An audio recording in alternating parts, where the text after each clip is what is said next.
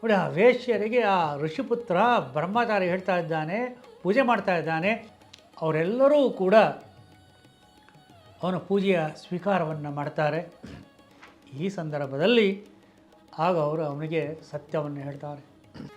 ಆಗ ಅವನಿಗನ್ನಿಸ್ತು, ಇವರೇ ಈ ರೀತಿಯಾಗಿ ಇಂತಹ ಒಂದು ಜನಹಿತಕ್ಕೋಸ್ಕರ, ಜನ ಸೇವೆಗೋಸ್ಕರ, ಪ್ರಜೆಗಳನ್ನು ಕಾಪಾಡೋದಕ್ಕೋಸ್ಕರ ಈ ರೀತಿಯಾಗಿ ಇವರು ಬಂದಿರಬೇಕಾದ್ರೆ ನಾನು ಒಬ್ಬ ತಪಸ್ವಾಧ್ಯಾಯದಲ್ಲಿ ನಿರತರಾಗಿರುವಂಥವನು, ನಾನು ಋಷಿಪುತ್ರ, ಎಲ್ಲ ಪ್ರಾಣಿಗಳಿಗೂ ಚರಕ್ಕೂ ಹಿತವನ್ನು ಬಯಸುವಂಥವನು, ನಾನು ಇವ್ರ ಜೊತೆ ಹೋಗಬೇಕಲ್ವ ಅಂತ ಯೋಚನೆಯನ್ನು ಮಾಡಿ ಅವನು ಸ್ವಲ್ಪವೂ ಕೂಡ ಹಿಂದು ಮುಂದೆ ಮಾಡದೆ, ಸ್ವಲ್ಪವೂ ಕೂಡ ಮಿಡುಕಾಡದೆ ಅವನು ಇವ್ರ ಜೊತೆಯಲ್ಲಿ ಬರ್ತಾನೆ.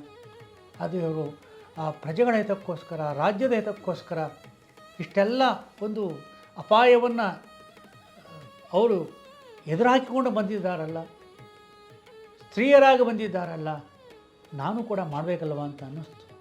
ಅಂದರೆ ಅವರು ಮಾಡಿದ ಸತ್ಕಾರ್ಯದ ಒಂದು ಪ್ರಭಾವ, ಅವರ ಒಂದು ಒಳ್ಳೆಯ ಮನೋಭಾವದ ಒಂದು ಪರಿಣಾಮ ಋಷ್ಯಶೃಂಗನ ಮನಸ್ಸಿನ ಮೇಲೆ ಆಗ್ತದೆ. ಆಗ ಅವನು ಸ್ವಲ್ಪವೂ ಕೂಡ ಹಿಂದೆ ಮುಂದೆ ಮಾಡೋದಿಲ್ಲ. ತಕ್ಷಣವೇ ಅವರ ಜೊತೆಯಲ್ಲಿ ಹೊರಟು ಅವನು ಅಂಗದೇಶಕ್ಕೆ ಬಂದ್ಬಿಡ್ತಾನೆ.